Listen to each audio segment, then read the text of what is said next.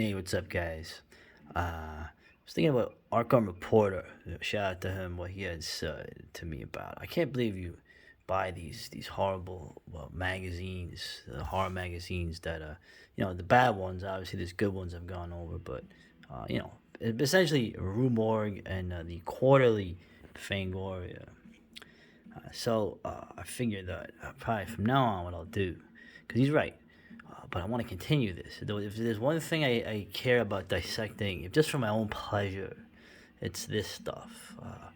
Going after my favorite genre, which is horror. Obviously, the comics medium is another thing, but that's been thoroughly done to death. No pun intended. But I think from now on, I will do it live, guerrilla reviews from the bookstore. Is that against the law? I don't know. I guess I'll find out. But I wanted to do something a little different with this. I've had this issue, so I might as well go over. But in a different way, I'm gonna go over some things, and not even. I always make a joke like going tit for tat, right? Anti woke YouTube, right? The anti woke nerd YouTube's all about.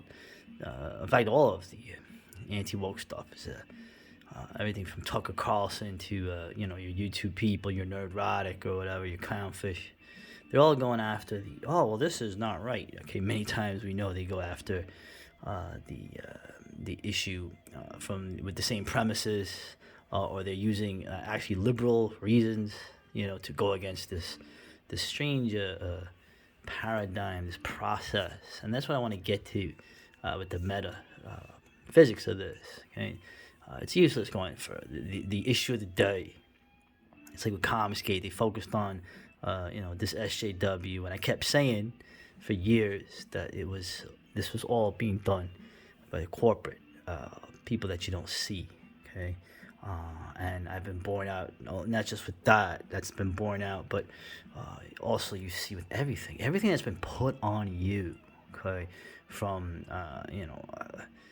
certain medical things to certain things being taught to children to everything you can think of. Okay, that is more and more intruding on your life. The people that really made it possible to put it on you have been these corporations. Okay, hyper capitalist people. Okay, there's also the bourgeois. Upper middle class, mostly white people I keep bringing up. And another facet I don't mention enough, which is the police. Right? So all these things I've said, it makes me sound like a leftist from almost a century ago, doesn't it? Well, anyway. So, as usual, this Fangoria, the editor, once again scolding the audience. But who's he scolding? He's scolding me, eh? If he's not scolding, if he's not aimed at me, then I must be one of the good people reading it. Okay?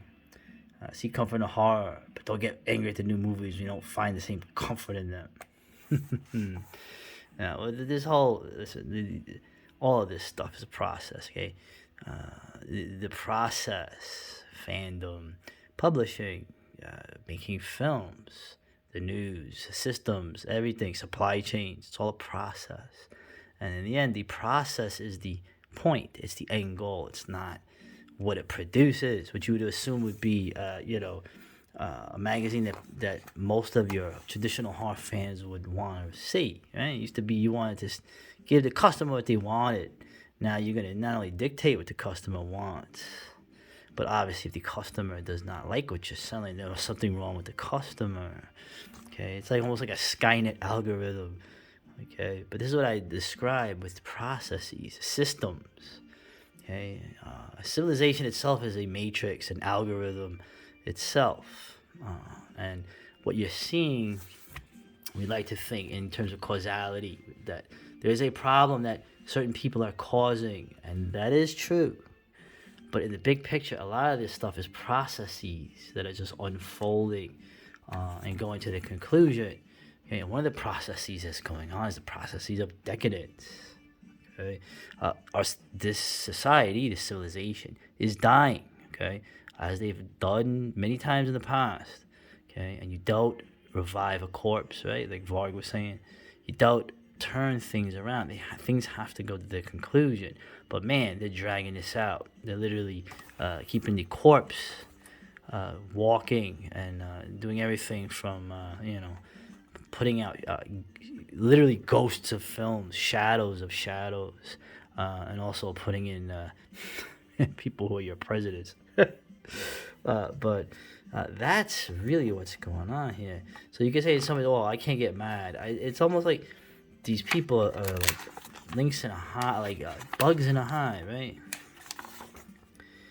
Here we got the older writer. You can going over the whole idea. Which films deserve the success? There's a real problem with the Halloween Kills, as Rorschach was bringing up. Okay? The film was very successful, but a lot of people didn't like it for some reason. They're not happy that these more critically acclaimed films were not successful. So you sought comfort in the familiar, so you were the problem. Okay, you are not going along with the process. Yeah, it's hilarious. Yeah. Seeking comfort in the older horror films, which were anything about comfort, which were truly transgressive. Okay. But as you start to get to the other process, which is the process involved in decadence, which is negation. Okay, you negate even. I mean, John Carpenter and George Romero were pretty liberal men, but you didn't really get that in so much in their films. You got some really primal, really masculine things in those films. Well, this is the process also here. So you have the social justice in slasher films, because that's what those should be included. And the soul crushing society, shunting society is the GOP. Okay, which is hilarious. Those guys, those chubby losers are helping you. Anyway, now all this stuff aside, you see what I've circled here. Why I don't even have to go over it. White toxic, patriarchal. White men going woke in quotation marks, implying it's not a thing. I love the idea of a killer driven by white privilege who also sees himself as a victim. Like, you can almost ignore all this stuff, okay? Although this one right here, a land in which they are no longer the majority. Well, they're the majority now for a little while longer. Now, historically, that's not a good thing. You want to talk about horror, but anyway, and the other thing here, part of this process, like I keep saying, this stuff was put on you by corporations. Okay, this stuff was put on you by upper middle class bourgeois white people, right? Benefited their population in the past, but who are they talking about? Okay, the white privilege guilt. These upper class bourgeois people, they don't think that. They're not talking about themselves. They're talking about your working ass going 80 hours a week, doing double shifts, night work, just because you don't live in the city, okay? Because you don't like the things they like, because you may actually stick up for yourself. You might actually have a jawline. You might think that people are the gender that they're born anyway. So all this stuff you hear with the white, the people pushing this are white, okay? From the corporations to the upper middle class, yuppie, hipster, whatever you want to call them, right? And your police, your masculine, muscular, mostly white men with guns. They make all this stuff that's getting put on you possible, okay? So this process is why you're never going to have any ethno-nationalism, especially not in the United States, okay? Anyway, so pretty much, talk about safe and familiar. They're going over. They have the whole middle thing is on Scream, right? The Scream remake. But I think I'll focus on one last thing. Why are these pages sticking together? What have I been doing? Nosferatu at 100. I see it. Okay. The final negation too is that you have a century-old horror film, brilliant film. Okay, but it is the lens of today must attack. Right? I'm not even gonna even read what is here. You can see what's here. Right? Now you think here that when they're talking about the this horrible thing that is represented by this film, okay, which is, well, I guess it does. I mean, I don't. That's what some people say. Okay, regardless if it is or not. Okay. Uh, the fact Nosferatu was also written by the guy who wrote Der Golem. Okay. And Caligari, obviously. Those three films, very interesting films, let's say. But himself, this person was also of makes this a more complex situation. Well, it would be nice maybe to go into the complexity of that, right? That would be nuanced. That would be kind of interesting. It's like, wow. But you don't do that. You just continue with the process. You plug in the algorithm of all the words that are done here. Okay. Um, to me, Orlok always represented the true disease-spreading creature, the rat. Okay, and in the film, a plague is being spread. So the vampire was more evocative of that animal than of the bat. I thought it was fascinating. Uh, anyway, oh yeah, there's the the old anime version of Tomb of Dracula, which I love. I love that movie. Anyway, and speaking of movies I love, Love at First Bite. You can't make a movie like that today, darling. Fucking, oh man. Uh, watch it on YouTube. You see what I'm talking about on many levels. So anyway, so that was me going to Fangoria trying to get a little metaphysical on you. If I sound like a pretentious twat, I'm not even trying. Okay, to be frank. So, and this was like, oh Jesus, this was like not appropriate even for adults. And rounding it out, I guess a little bit going here. The Carrie was apparently made popular by black audiences. It was paired with the Red Fox film. Let me tell you something. Love Red Fox. His live comedy albums are funny. Not to mention, you hear people threatening him in the audience, and he threatens them right back. Always, and of course, Sanford and Son. Always a big Red Fox fan. Way more of a fan than this fool over here. And to round it out, a film about The Brood, Cronenberg, the film with Samantha Egger, an actress I always think is very underrated.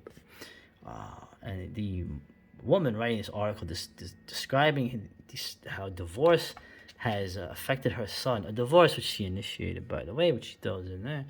And the director, of course, was going through a bad divorce making the film, and then linking that film to the problems of divorce. Let me tell you something, divorce. Well, I keep mentioning as a process, okay?